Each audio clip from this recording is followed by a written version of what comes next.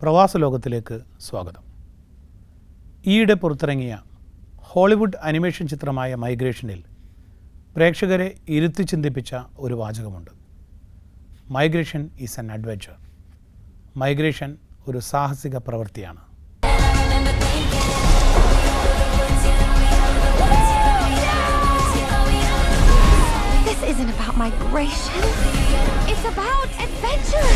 അതെ, ഉന്മാദം നിറഞ്ഞതും സാഹസികമായ ഒരു പ്രവൃത്തിയാണ് പ്രവാസം.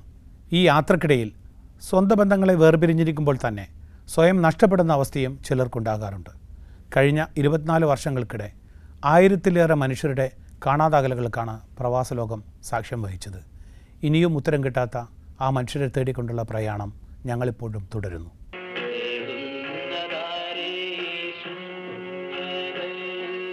മോനെ, നീ എവിടെയാണെങ്കിലും വാടാ, ഞങ്ങൾക്ക് നിന്നെ കാണാതിരിക്കാൻ പറ്റൂല. ഒന്ന് കിട്ടിയാ മതി. എങ്ങനെയെങ്കിലും എൻ്റെ ഹസ്ബൻഡിന്റെ നാട്ടിലെത്തിച്ചു തന്നാൽ മതി. അങ്ങനെ പറഞ്ഞു സാറിനെ കൊണ്ട് തന്നെ കാണണം.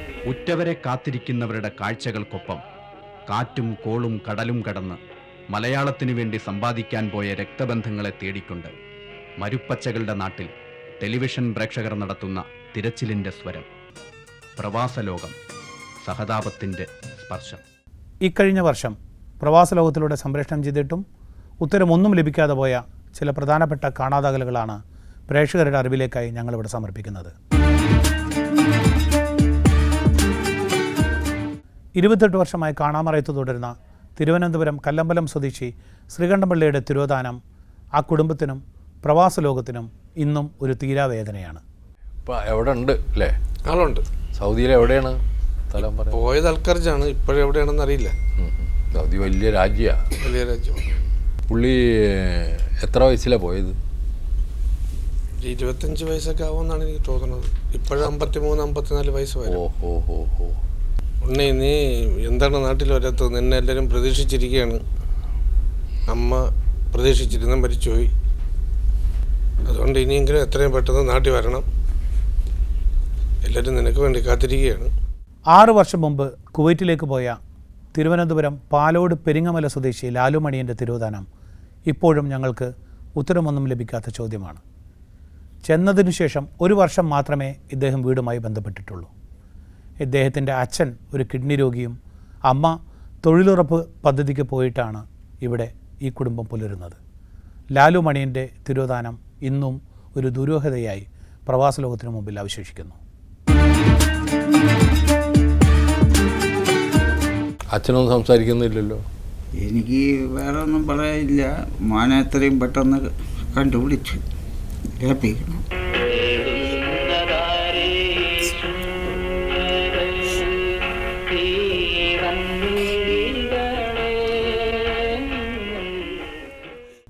ഏഴ് വർഷം മുമ്പ് തിരുവനന്തപുരം വെഞ്ഞാറമൂടിലെ ഒരു കടയിലേക്ക് ജോലിക്കായി വന്ന തിരൂർ സ്വദേശി യാസറിൻ്റെ തിരോധാനവും പ്രവാസ ലോകത്തിന് ഉത്തരമൊന്നും ലഭിച്ചിട്ടില്ല. കേരളത്തിൽ തന്നെ, അതും തിരുവനന്തപുരത്ത് കാണാതായ ഒരാളെ ഇദ്ദേഹത്തെ ഗോകുലം മെഡിക്കൽ കോളേജിൻ്റെ പരിസരത്ത് വെച്ച് കണ്ടതായി ഒരാൾ പറയുന്നുണ്ടെങ്കിലും ഇദ്ദേഹത്തിൻ്റെ തിരോധാനം ഇപ്പോഴും ഞങ്ങൾക്ക് ഉത്തരമൊന്നും ലഭിക്കാത്ത ഒരു ചോദ്യമാണ്. ഇവിടെ എവിടെയുള്ളതെന്നാ പറയുന്നത്? ഇപ്പോൾ ആള് ഇപ്പൊ അവിടെ നിന്നുണ്ടെന്ന് ആരും നാട്ടിലുള്ളവര് ആരും കണ്ടോരില്ല. വെഞ്ഞാറമൂട് ഇവിടെ അടുത്താ. ഗോകുലം ഹോസ്പിറ്റലിന്റെ അവിടെ ഉണ്ട്. അവിടെ നിങ്ങടെ പോയിന്ന് അറിയില്ല. അല്ലേ, കുടുംബത്തൊക്കെ നോക്കണ കുട്ടി തന്നെ. 2016 ടൈൽസ് ജോലിക്കായി സൗദിയിലെ റിയാദിലേക്ക് പോയ കരുനാഗപ്പള്ളി സ്വദേശി അബൂബക്കർ കുഞ്ഞിയുടെ തിരോധാനവും പ്രവാസ ലോകത്തിന് ഇനിയും ഉത്തരം ലഭിച്ചിട്ടില്ല. 4 വർഷത്തോളം ഇദ്ദേഹം ടൈൽസ് ജോലി ചെയ്തിരുന്നെങ്കിലും പിന്നീട് ആട് മേയ്ക്കുന്ന മസറയിലേക്ക് മാറി എന്നാണ് അറിയാൻ കഴിഞ്ഞത്. ഇദ്ദേഹത്തിൻ്റെ വീട് ഈയിടെ ജപ്തി ചെയ്തു. ഈ കുടുംബം പടുദാരിദ്ര്യത്തിലും അദ്ദേഹത്തിൻ്റെ തിരിച്ചുവരവിന് വേണ്ടി കാത്തിരിക്കുകയാണ്. ആരുണ്ട് ഇതിന് ഒരു ഉത്തരം നൽകാൻ? എനിക്ക് എങ്ങനെയെങ്കിലും ഒന്ന് കിട്ടിയാൽ മതി. നാട്ടിൽ വന്ന് എന്തെങ്കിലും കൂലിപ്പണി ചെയ്ത് എന്നെ നോക്കി. എനിക്കാണെങ്കിൽ ദിവസവും വേണം പൊതുവെ പൈസ മരുന്നിന്. ഒരു ചീത്ത സ്വഭാവമുള്ള ആളൊന്നുമല്ല. ഒന്നുമില്ല. എന്നെ ഒന്ന് അടിക്കുക പോലും ചെയ്തിട്ടില്ല. എന്ത് വേണമെങ്കിലും എനിക്ക് വയ്യാന്നപ്പോൾ എന്നെ കോരെടുത്ത് തിരുവനന്തപുരത്ത് ചിത്രായിലൊക്കെ കൊണ്ടുപോയി രക്ഷിച്ചതാ. എന്നെ കിട്ടുമെന്ന് പറഞ്ഞില്ല. 3 ദിവസം കണ്ണൊന്നും തുറന്നില്ല. ഒന്ന് ഏങ്ങിപ്പോയി. ഇക്ക നഷ്ടപ്പെട്ടപ്പോഴത്തേങ്ങി. ഈ മോന് ഇങ്ങനെ എന്നെ നോക്കുന്നുണ്ട്, എന്നെ ഇളയ മോനെ നോക്കുന്നുണ്ട്. പിന്നെ പറഞ്ഞ് +2 കഴിഞ്ഞ കുഞ്ഞാ, അതിന് പൈസ ഉണ്ടെങ്കിൽ എവിടെയെങ്കിലും പഠിപ്പിച്ച് ജോലി മേടിച്ച് ഞങ്ങൾക്ക് കടക്കാടോ ഉണ്ടാക്കാന്ന് അതിനും ഒക്കുന്നില്ല. അതിനും ബാങ്കുമായിട്ട് ബന്ധപ്പെട്ട് നിങ്ങൾ എന്തെങ്കിലും എൻ്റെ കുഞ്ഞിന് +2 നല്ല മാർക്കുള്ള കുഞ്ഞ് എന്തെങ്കിലും താന്ന് പറഞ്ഞിട്ട് അവരതും ചെയ്തില്ല. ഭർത്താവിൻ്റെ ഒപ്പ് വേണമെന്ന് പറഞ്ഞ് ഈ നഷ്ടപ്പെട്ട ആളുടെ ഒപ്പ് ഞാൻ എങ്ങനെ കൊണ്ട് മേടിച്ചു കൊടുക്കും സാറേ? ദുരൂഹ സാഹചര്യത്തിൽ കാണാതായ ജംഷീറിൻ്റെ തിരോധാനവും പ്രവാസ ലോകത്തിന് ഒരു പ്രഹേളികയാണ്. നവംബർ 22-ന് ഷാർജയിലെത്തിയ ഈ എടപ്പാൾ സ്വദേശി അവിടെ കഴിഞ്ഞതിന് ശേഷം മാർച്ച് 23-ന് തിരികെ ഇന്ത്യയിലെത്തിയതായിട്ട് വിവരം ലഭിച്ചിട്ടുണ്ട്. പക്ഷേ അദ്ദേഹം ഇതുവരെ വീട്ടിലെത്തിയിട്ടില്ല. ഇപ്പം എവിടെ ഉണ്ടാള്? ഇപ്പം എവിടെ നിന്ന് അറിയില്ല. മാർച്ച് 21 വിളിക്കലില്ല. ഏപ്രിൽ 6-ന് ശേഷം ഒരു വിവരമില്ല. എൻ്റെ 2023 ഏപ്രിൽ 6-ന് ശേഷം ഒരു വിവരമില്ല. മാർച്ച് 29 ഈ കൊണ്ടുപോയ ആളോട് ചോദിച്ചോ? അയാൾ അറിയില്ല. നമ്മളറിയില്ല. ആൾക്കറിയില്ല? ഇല്ല. നിങ്ങൾക്കറിയില്ല? ഇല്ല, എനിക്കറിയില്ല. അവൻ്റെ സ്നേഹിതന്മാർക്ക് അറിയില്ലേ? ഇല്ല. ഇവിടെ സ്നേഹിതന്മാരുണ്ടാവില്ല. അവർക്കൊന്നും അറിയില്ല. അവനെ അവിടുന്ന് UN കണ്ടിരുന്നു, അവൻ്റെ 1-2 സ്നേഹിതന്മാരൊക്കെ. അപ്പോൾ അവർക്ക് അറിയില്ല ഇതിവനെ പറ്റിയിട്ട്, ഈ കമ്പനിയെ പറ്റിയിട്ട് അവർക്ക് അറിയില്ല എന്നാണ് പറഞ്ഞ്. പിന്നെ അവൻ്റെ റൂമിലുള്ള ഒരാൾ ഒരു ഫോട്ടോ ഉണ്ട്. അയാളിപ്പോൾ അവിടെ ഇല്ല. അയാൾ ആ റൂമൊക്കെ അടച്ചിട്ട് മിസ്സായതിൻ്റെ ശേഷം അവിടുന്ന് പോയിക്കണ്. എവിടെയൊക്കെ പോയി അറിയില്ല. അയാൾ അതിൻ്റെ നമ്പറൊക്കെ സ്റ്റേഷനിൽ കൊടുത്തിട്ടുണ്ടായിരുന്നു. മാർച്ച് 29-ന് ഭാര്യയുടെ ഫോണിലേക്ക് വിളിച്ചിരുന്നു. ഈ മാർച്ച് 29? ഈ മാർച്ച് 29 വിളിച്ചിരുന്നു. അപ്പോൾ പിന്നെ 29 കഴിഞ്ഞിട്ട് ഞങ്ങൾക്ക് പറഞ്ഞിരുന്നു നമ്മുടെ ഒരു കമ്പനിയുടെ വിസ 2 കൊല്ലത്തിന് ശരിയായിട്ടുണ്ട്, അത് വർക്ക് അത് അടിക്കാൻ വേണ്ടിയിട്ട് ഒമാനിൽ പോകുമെന്ന് പറഞ്ഞിരുന്നു. പിന്നീട് ഏപ്രിൽ 6-ാം തീയതിയാണ് അങ്ങനെ ഒരു ടെക്സ്റ്റ് മെസ്സേജ് വന്നത്. അത് കഴിഞ്ഞ് കുറച്ച് കഴിഞ്ഞിട്ട് ഒരു ഏപ്രിൽ ലാസ്റ്റ് വരെ ഇവൻ്റെ ഒരു വിവരമില്ല. അപ്പോൾ UAE എംബസിയുമായി ബന്ധപ്പെട്ടപ്പോഴാണ് ആൾ മാർച്ചിൽ 22-ാം തീയതി ഹൈദരാബാദിലേക്ക്, ഷാർജയിൽ നിന്ന് ഹൈദരാബാദിലേക്ക് കയറിയതായിട്ട് അറിയാൻ കഴിഞ്ഞത്. 23 കാലത്ത് ഹൈദരാബാദിൽ ഇറങ്ങുകയും ചെയ്തിട്ടുണ്ട്. ഹൈദരാബാദിൽ പോലീസ് അന്വേഷിച്ച് അവിടെ വന്നാണ് ഫോൺ ലൊക്കേഷൻ കാണുന്നത്. ഫോൺ സ്വിച്ച് ഓഫ് ആണ്. ഫോൺ ലൊക്കേഷനിലുണ്ട്. അപ്പം ഉണ്ടായിരുന്നു. പിന്നെ ഫോൺ 6-ാം തീയതിക്ക് ശേഷം ഫോൺ സ്വിച്ച് ഓഫ് ആണ്. പിന്നെ പോലീസ് പറഞ്ഞത്, പോലീസ് നമ്മൾ എയർപോർട്ടിൽ ഇയാൾ വന്നായിട്ട് രേഖ ഉണ്ട്. എയർപോർട്ടിൽ വന്ന രേഖ ഉണ്ടെന്നാണ് പോലീസ് അന്വേഷണമായിട്ട് ഹൈദരാബാദിൽ പോയിരുന്ന ചങ്ങളം പോലീസ്. 28 വർഷമായി അബുദാബിയിൽ ജോലി ചെയ്യുന്ന ഒരാൾ ഒരു ആവശ്യത്തിലേക്കായി റാസൽ ഖൈമയിലേക്ക് പോവുകയും അവിടെ വെച്ച് അപ്രത്യക്ഷനാവുകയും ചെയ്യുന്നു. കഴിഞ്ഞ 1 വർഷമായി തുടരുന്ന അലി അഹമ്മദിൻ്റെ തിരോധാനം ഈ കുടുംബത്തിനും പ്രവാസ ലോകത്തിനും ഇപ്പോഴും ഒരു ഉത്തരവും കിട്ടാത്ത ഒരു പ്രഹേളികയായി അവശേഷിക്കുന്നു. സ്ത്രീ ആരാ? അതവിടെ ബിസിനസ് ചെയ്യാൻ വേണ്ടിയിട്ട് വെളിയിട്ട് അറബിയല്ല, നമ്മളെ മലയാളി, പാടൂർ സ്വദേശിയാണല്ലേ ഷെറീഫ. അത് വെള്ളം ബിസിനസ് ഇറങ്ങാൻ വേണ്ടിയിട്ട് ഒരു പെണ്ണും അതിൻ്റെ ഭർത്താവ് ഉണ്ടായിരുന്നു. അതിനിട്ട് കാശായിട്ട് ബിസിനസ് ചെയ്യാൻ വേണ്ടിയിട്ട് അവൾ കാശ് മേടിച്ച്. പിന്നെ അവൾ പറഞ്ഞു ബിസിനസ് വിജയിക്കില്ല. അപ്പോൾ ഇയാൾ കാശ് ചോദിച്ച് അപ്പോൾ തരാമെന്ന് പറഞ്ഞു. റാസലിലേക്ക് വായോന്ന് പറഞ്ഞിട്ട് പോകുമെന്ന് പറഞ്ഞിട്ടുണ്ടായിരുന്നു 2-ാം തീയതി 2022 ജൂലൈ 2-ാം തീയതി. പിന്നെ അതിന് ശേഷം നമുക്കൊരു ഷെറീഫ അവിടെ ഇല്ല. അവൾ അവിടെ കേസ് കൊടുത്തു കണ്ടപ്പോൾ അവൾ നാട്ടിലേക്ക് വന്നു. അവൾ പറയുന്നത് ആദ്യം അവൾ ഇല്ലാന്ന് പറഞ്ഞപ്പോൾ അവിടുത്തെ CCTV കാണിച്ചെടുത്തപ്പോൾ അവൾ പറഞ്ഞു അവളുണ്ടെന്ന്. ഞാൻ വിളിച്ചിട്ടുണ്ടായിരുന്നു, പോകുമ്പോൾ എന്ത് സംഭവിച്ചതൊക്കെ പറയാൻ പറ്റില്ലാന്ന്. പിന്നെ ഒരു വിവരവും ഇല്ല അതിന് ശേഷം.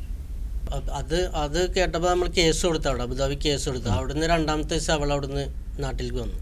അവളെ 3 കുട്ടികളും ഉണ്ടായിരുന്നു അവിടെ. ആ കുട്ടികളെ കൊണ്ടുവന്നതെന്ന് വെച്ചാൽ വേറെ ആൾ മാർഗമാണ് നാട്ടിലെത്തിച്ചത്. ആദ്യം ഇവള് സിംഗിളായിട്ടാണ് വന്നത്. ഇവിടെ നമ്മൾ SP-ക്കൊക്കെ കേസ് കൊടുത്തിട്ടുണ്ടായിരുന്നു. SP അവളെ വിളിച്ച് 2-3 പ്രാവശ്യമൊക്കെ ക്വസ്റ്റ്യനൊക്കെ ചെയ്ത്. പക്ഷെ പിന്നെ SP പറയണമെന്ന് പറഞ്ഞു കഴിഞ്ഞാൽ അവിടെ നടന്ന കേസാണ്, ഇവിടെ നമുക്ക് ചെയ്യണതിന് ഒരു പരിമിതി ഉണ്ട്, ഇതൊക്കെ ചെയ്യാൻ പറ്റുള്ളൂ എന്ന് പറഞ്ഞു.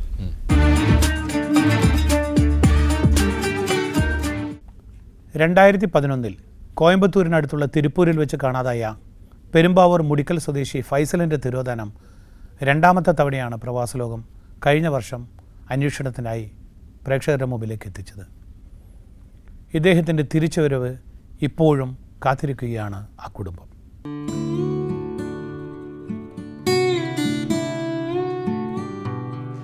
ഫൈസലിന്റെ തിരോധാനം ഇന്ന് ഈ കുടുംബത്തെ മാനസികമായി ഏറെ തളർത്തിയിരിക്കുന്നു.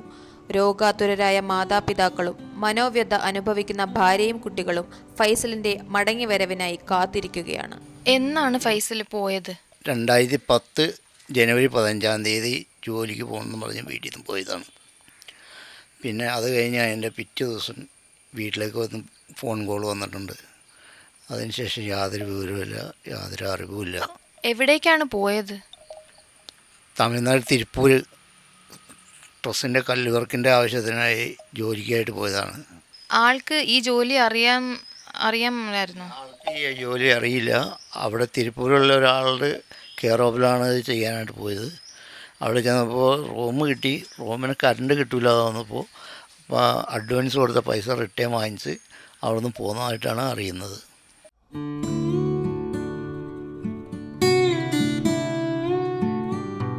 പോയി 2 ദിവസത്തിനുള്ളിൽ തന്നെ ആളുമായിട്ടുള്ള ബന്ധം നിലച്ചു. പോയി രണ്ടാമത്തെ ദിവസം വീട്ടിലേക്ക് ഫോൺ ചെയ്തു. വൈകിട്ട് രാത്രി 12 മണിയാകുമ്പോൾ വീട്ടിലെത്തുമെന്ന് പറഞ്ഞു. ആളെത്തിയില്ല. പിന്നെ അതിനുശേഷം യാതൊരു ഫോൺ കോളും ഇല്ല, യാതൊരു വിവരവും ഇല്ല. അപ്പോൾ നിങ്ങൾ അന്വേഷിക്കുകയോ പോലീസിൽ കംപ്ലൈൻറ്റ് ചെയ്യുകയോ ഒന്നും ചെയ്തില്ല? പോലീസിൽ അന്വേഷിച്ചു. പോലീസിൽ കംപ്ലൈൻറ്റ് ചെയ്തിട്ടുണ്ട്. പെരുമ്പാവൂർ, എറണാകുളം, ആലുവ, പാലക്കാട് എന്നീ സ്ഥലങ്ങളിൽ കംപ്ലൈൻറ്റ് ചെയ്തിട്ടുണ്ട്. ആളിവിടെ ഡ്രൈവറായിരുന്നല്ലോ. അപ്പോൾ ആ നിലയ്ക്ക് എന്തെങ്കിലും സാമ്പത്തിക ബുദ്ധിമുട്ടുകളോ അങ്ങനെ എന്തെങ്കിലും പ്രശ്നങ്ങൾ, സൽമയ്ക്കാകുമ്പോൾ അതറിയാമല്ലോ, അങ്ങനെ എന്തെങ്കിലും ബുദ്ധിമുട്ടുകൾ അലട്ടിയിരുന്നതായിട്ട് അറിയോ? ബുദ്ധിമുട്ടില്ലായിരുന്നു. എൻ്റെ അടുത്ത് പറഞ്ഞിട്ടില്ല, ഇങ്ങനെ ജോലിക്ക് പോകണമെന്ന് പറഞ്ഞാൽ പോയത്. അങ്ങനെ നല്ല സന്തോഷത്തിൽ തന്നെ പോയത്. ആൾ വേറൊരു ബുദ്ധിമുട്ടിലല്ലായിരുന്നു. മരുമോളായിട്ടല്ല ഞങ്ങളിവിടെ ജീവിച്ചത്, മോളായിട്ടാണ് ജീവിച്ചത്. മോളും മോനായിട്ടുള്ള ഇതായിട്ടാണ് ജീവിച്ചത്. നല്ല സ്നേഹത്തിൽ ജീവിച്ചൊരു കുടുംബമാണിത്. പെട്ടെന്ന് എനിക്ക് എന്ത് സംഭവിച്ചു, ഇപ്പം പോയ ഈ ജോലിക്ക് പോകണമെന്നും പറഞ്ഞ് പോയിട്ട് എന്ത് സംഭവിച്ചെന്നുള്ളത് ഞങ്ങൾക്കറിയില്ല. ഉമ്മയ്ക്ക് എന്താ തോന്നുന്നത്? എന്താ ഫൈസൽ തിരിച്ചു വരാത്തത് അല്ലെങ്കിൽ നിങ്ങളെ വിളിക്കാത്തത്? ഞങ്ങൾക്കൊന്നും തോന്നാനുള്ള, ഞങ്ങളായിട്ട് പ്രശ്നങ്ങളൊന്നും ഉണ്ടായിട്ടില്ല പോയത്. നല്ല രീതിയിലാണ് പോയ, ജോലിക്കാണെന്നും പറഞ്ഞാൽ പോയത്. ആ പോകാൻ നേരത്തെ ഞങ്ങൾ അറിഞ്ഞോളൂ. അതുവരെ ഞങ്ങളെ അറിയിച്ചിട്ടുണ്ടായില്ല അങ്ങനെ പോകണ്ടെന്ന്. പിന്നെ പോയി വന്നില്ല. ഞങ്ങൾ അന്ന് മുതൽ കാത്തിരിക്കുകയാണ്. ഇതുവരെ ഒരറിവുമില്ല. വാപ്പായും സുഖമില്ലാത്ത, ഞാനും സുഖമില്ലാത്ത, രണ്ടും രോഗികളാണ്. ഞങ്ങൾക്ക് എത്രയും പെട്ടെന്ന് എൻ്റെ മോനെ കണ്ടു കിട്ടിയാൽ അത്രയും നല്ലത്. അതൊന്നും പറയാനില്ല എനിക്കിനി. എൻ്റെ കൊച്ചു മോനും ഒത്തിരി വിഷമമുണ്ട് ഈ വാപ്പി വരാത്തതുകൊണ്ട്. വാപ്പീനെ പറ്റി ഓർക്കുമ്പോൾ അവന് എപ്പോഴും വിഷമമാണ്. അവനിപ്പോൾ അടുത്ത് തന്നെ പോയി പരാതി കൊടുത്തിട്ടുണ്ട്. കല്യാണം കഴിക്കേണ്ട പ്രായത്തിൽ ആവണേന് മുമ്പ് തന്നെ അവനെ കൊണ്ട് കല്യാണം കഴിപ്പിച്ച് പൊതിയുണ്ട് വീട്ടിലൊരാൾ വേണം. ആ രീതിയിൽ വളരെ സുഹൃത്തുക്കൾ നടക്കുന്ന കൂടുതലായിട്ട് നടന്നതാണ്. സാധാരണ വാപ്പായും മോനും നടക്കുമാതിരിയല്ല ഞങ്ങൾ നടന്നത്. കളിച്ച് ജീവിച്ച് നടന്നതാണ്. അങ്ങനെ ഒരു സുപ്രഭാതത്തിൽ അവൻ ജോലിക്ക് പോകണമെന്ന് പറഞ്ഞ് പോയിട്ട് പിന്നെ റിട്ടേൺ വന്നില്ല. അതിൻ്റെ ഭയങ്കര വേദനയുണ്ട്, വിഷമമുണ്ട്. ഇപ്പോൾ ഈ മക്കൾക്ക് സ്കൂളിൽ ഓരോ കാര്യത്തിനും ഓരോ സ്ഥലത്തുനിന്നും ബാപ്പന്മാർ ചെല്ലുമ്പോൾ നമ്മുടെ പിള്ളേർക്ക് ബാപ്പന്മാരില്ല, ഉമ്മയ ചെല്ലണം. അപ്പോൾ അതിൻ്റെ ബുദ്ധിമുട്ട് പിള്ളേർക്കുണ്ട്. എന്നിട്ട് രാവിലെ പോയിട്ട് പിറ്റേന്നാണ് ഫോൺ ചെയ്തത്, തിങ്കളാഴ്ച വരുമെന്നും പറഞ്ഞു. പിന്നെ അറിവില്ല, സ്വിച്ച് ഓഫാണ് പിന്നെ ഫോൺ. എനിക്ക് എങ്ങനെയെങ്കിലും കണ്ടു കിട്ടിയാൽ മതി എന്നാണ് പറയുന്നത് ആള്. ഒന്ന് കണ്ടിട്ട് മരിച്ചാൽ മതി എന്നാണ് പറയുന്നത്. അങ്ങനെയുള്ള ഇതിലാണ് അവൻ നടക്കുന്നത്. ഇപ്പോഴും പരാതി കൊടുത്തേക്കാൻ പോയി. വേറെ ഏത് നിലയ്ക്കൊക്കെ അന്വേഷണം നടത്തി? പിന്നെ ഞങ്ങൾ പറഞ്ഞ കുറേ ആളുകൾ വണ്ടിയായിട്ട് പോയി അന്വേഷിച്ചു. അത് കഴിഞ്ഞ ആൾ പാലക്കാട് ഗോവിന്ദപുരത്തുണ്ടെന്ന് പറഞ്ഞു. അത് കഴിഞ്ഞ് ഗോവിന്ദപുരത്തുണ്ടെന്ന് പറഞ്ഞു. പിന്നെ അത് കഴിഞ്ഞ് പെരുമ്പാവൂർ ടൗണിൽ പാലക്കാട് ടൗണിൽ ചന്തയിൽ താമസമുണ്ടെന്ന് പറഞ്ഞു. അവിടെയൊക്കെ പോയി അന്വേഷിച്ചു. ആളെ കണ്ടു കിട്ടിയില്ല, റിട്ടേൺ പോന്നു. തിരുപ്പൂർ പോയിട്ട് അവിടെയല്ലേ ഇയാൾ ബിസിനസ് തുടങ്ങാൻ വേണ്ടിയിട്ടിരുന്നത്? അപ്പോൾ അവിടെ പോയി അന്വേഷിക്കുക അല്ലെങ്കിൽ അങ്ങനെയൊന്നും ചെയ്തില്ല? അങ്ങനെ തിരുപ്പൂർ പോയി അന്വേഷിച്ചില്ല. ആൾ അവിടെ നിന്ന് അന്ന് രാത്രി പാലക്കാടേക്ക് പോരുമെന്ന് പറഞ്ഞ് രാത്രി 12 മണിക്ക് പെരുമ്പാവൂർക്ക് പോരുമെന്ന് പറഞ്ഞു. പെരുമ്പാവൂർ ഇതുവരെ എത്തിയില്ല. അപ്പോൾ അതുകൊണ്ട് ഞങ്ങൾ പാലക്കാട് വന്ന് അന്വേഷിച്ചു. പാലക്കാട് ഗോവിന്ദപുരം പോയി, പാലക്കാട് ചന്തയിൽ പോയി, കോയിൽമന്ദം പോയി. കോയിൽമന്ദം പോലീസ് സ്റ്റേഷനിൽ പരാതി കൊടുത്തിട്ടുണ്ട്. പാലക്കാട് ടൗൺ സ്റ്റേഷനിൽ പരാതി കൊടുത്തിട്ടുണ്ട്.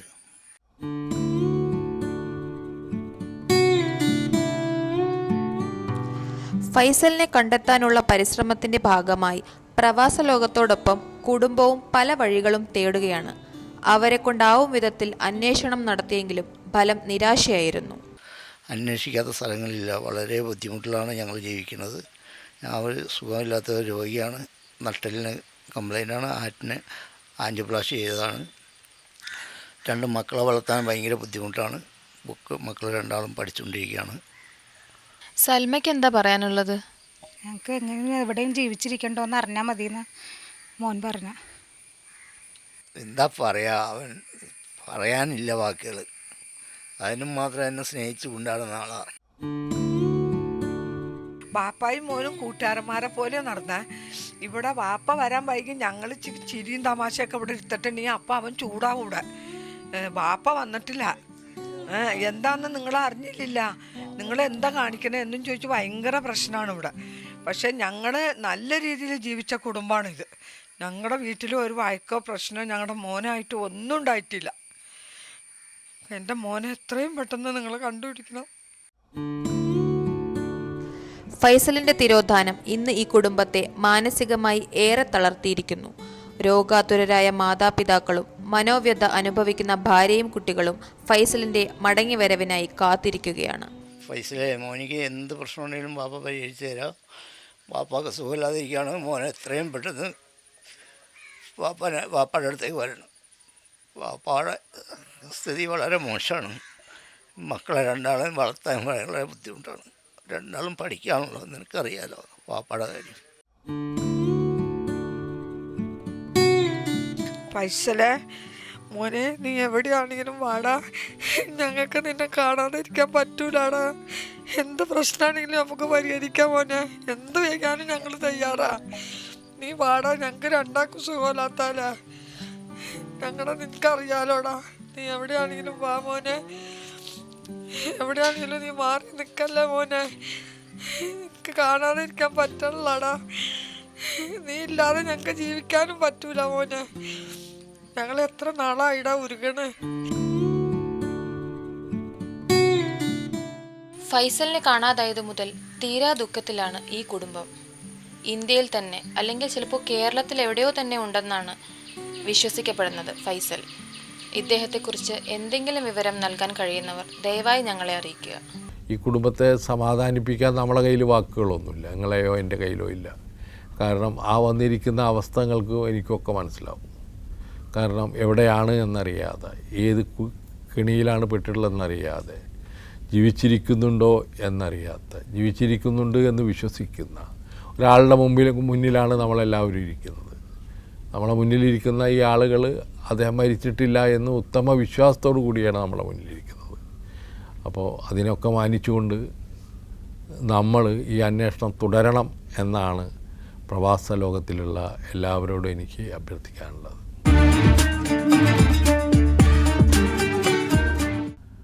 പ്രവാസ ലോകത്തിലൂടെ 2500ഓളം കാണാതാകലുകളുടെ കേസുകളാണ് ഞങ്ങൾ സംപ്രേഷണം ചെയ്തത്.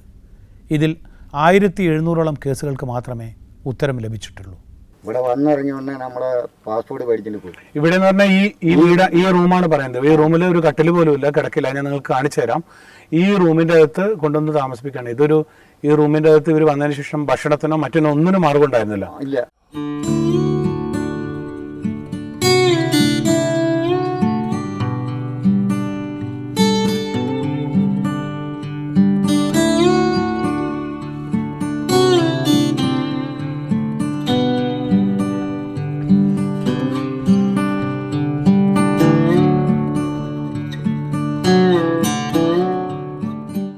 എംബസി ഇവരെ സഹായിച്ചിട്ട് ഇവർക്ക് നാട്ടിലേക്ക് തിരിച്ചെത്താൻ പറ്റിയെന്ന് വരും. പക്ഷേ വീണ്ടും അടുത്തൊരു ഇര ഇതിനു വേണ്ടിയിട്ട് ഒരുങ്ങുകയാണെന്നുള്ളത് നിങ്ങൾ മനസ്സിലാക്കണം. അത് ഒരിക്കലും നിങ്ങളാവരുത് എന്ന് പ്രവാസ ലോകം അഭ്യർത്ഥിക്കുന്നു.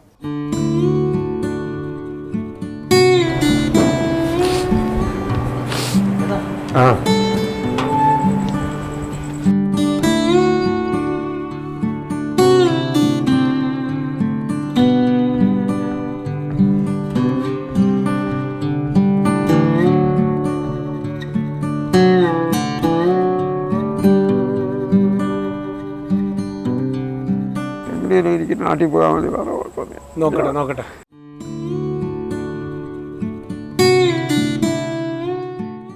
പ്രവാസലോകത്തിൻ്റെ ആദ്യ എപ്പിസോഡിൽ പോയ വടകര മേപ്പയൂർ സ്വദേശി കണാരനടക്കമുള്ള നൂറുകണക്കിന് മനുഷ്യർ ഇപ്പോഴും അപ്രത്യക്ഷരായി തന്നെ തുടരുന്നു. ഈ കാലഘട്ടത്തിൽ ദൈവം ആക്കി വെച്ചിരിക്കുന്നതാണ് ഇങ്ങനെ ഈ കൈരളി ചാനൽ എന്നാണ്. കാരണം അല്ലെങ്കിൽ ഞാൻ ഒരിക്കലും ജീവനോടെ വരില്ലായിരുന്നു. 2 മാസം കൊണ്ട് ഞാൻ അവിടെ നിന്നെങ്കിൽ ഞാൻ മരിച്ചു പോകും.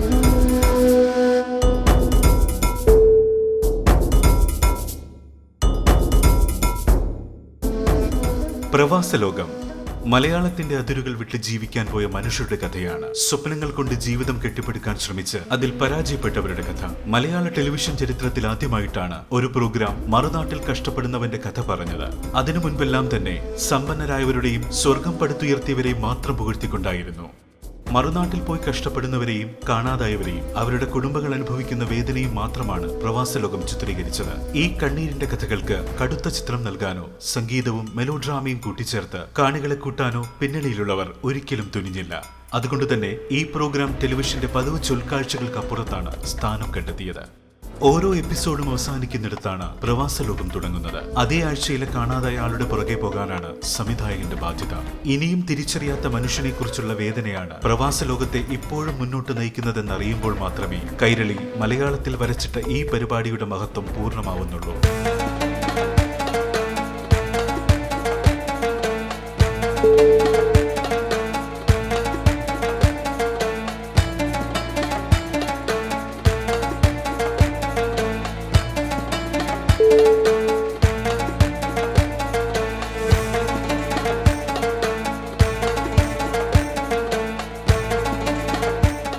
പിന്നിട്ട് പോകുന്ന ഓരോ വർഷങ്ങളിലും ഞങ്ങളെ വിടാതെ പിന്തുടരുന്ന ചില കാഴ്ചകളുണ്ട്. അത് പ്രവാസലോകത്തിലൂടെ നിങ്ങൾ കണ്ട നിസ്സഹായരായ മനുഷ്യരുടെ തേങ്ങലുകളാണ്. അവരുടെ പരിദേവനങ്ങൾക്കും അവരുടെ ആവശ്യങ്ങൾക്കുമായി ഞങ്ങൾ ഇനിയും ഇവിടെ തുടരും. പ്രവാസലോകത്തിൻ്റെ ഒരു അധ്യായം ഇവിടെ പൂർത്തിയാകുന്നു. വീണ്ടും അടുത്ത ആഴ്ച നമുക്ക് കാണാം.